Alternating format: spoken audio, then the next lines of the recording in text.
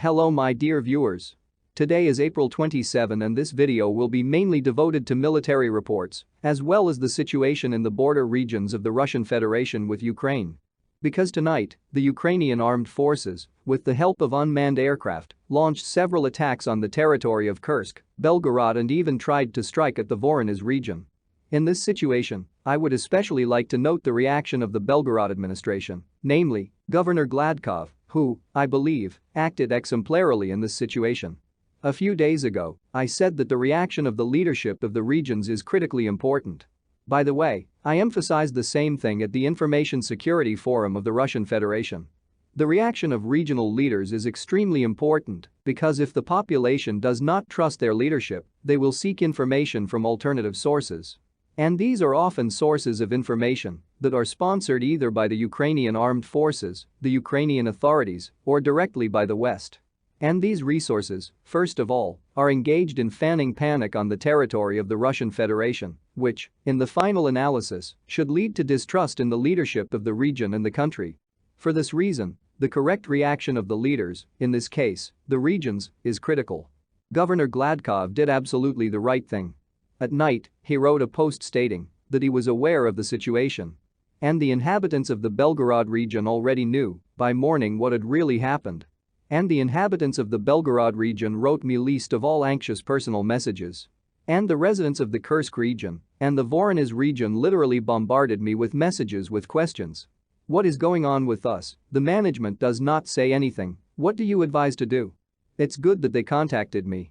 But many listen to the opposite side and carry out commands that are beneficial to Kiev.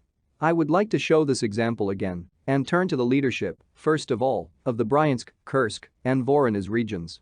You urgently need to change something in the information policy.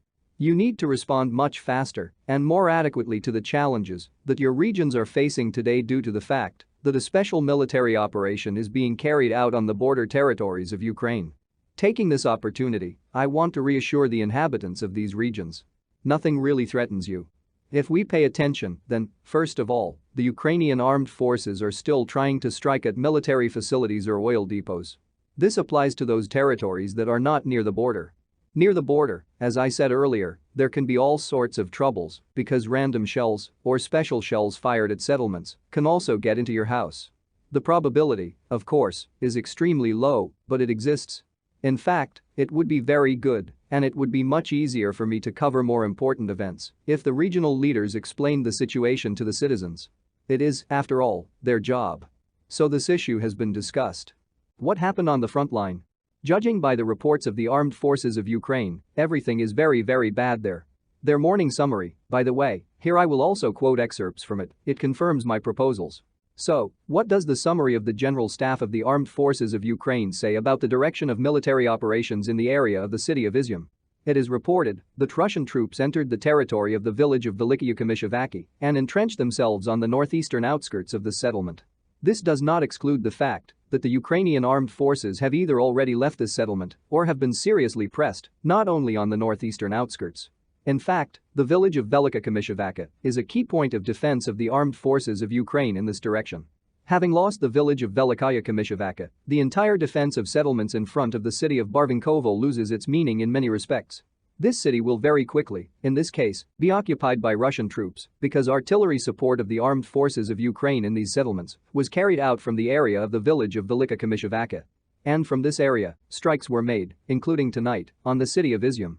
By clearing this area of the enemy, Russian troops can secure their rear.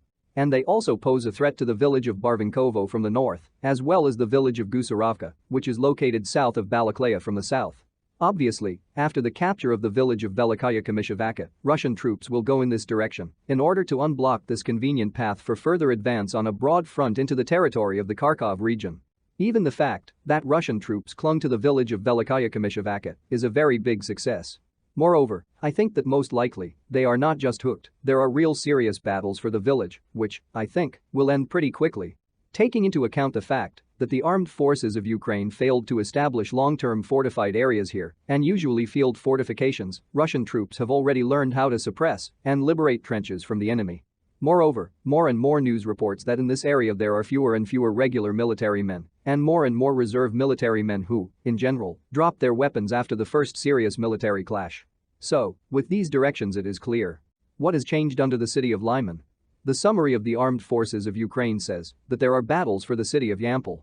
And taking into account the information about the surrender of the Ukrainian military near the city of Yampol, we can say that the city of Yampol will be taken today. The Ukrainian General Staff says that Russian troops are advancing towards the city of Krasny Lyman, which is under real threat. Let me remind you that it was in this area that Russian troops, according to the General Staff of the Armed Forces of Ukraine, concentrated pontoon parks.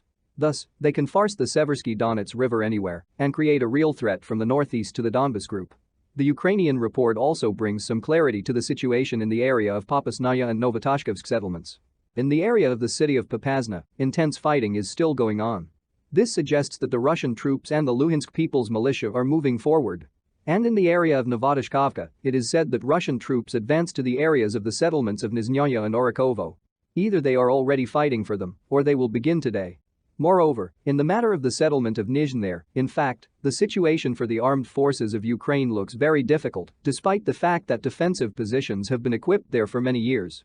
Because, as a result of the loss of the settlement of Novotashkovka, the artillery group had to be moved to the northwest, and, thus, it became much more difficult to cover the village of Nizhny with artillery. The situation in the village of Orakovo is much simpler for the Ukrainian troops. And the village of Nizhny is likely to be taken very quickly by the People's Militia of the Lugansk People's Republic, because today it is essentially surrounded on three sides.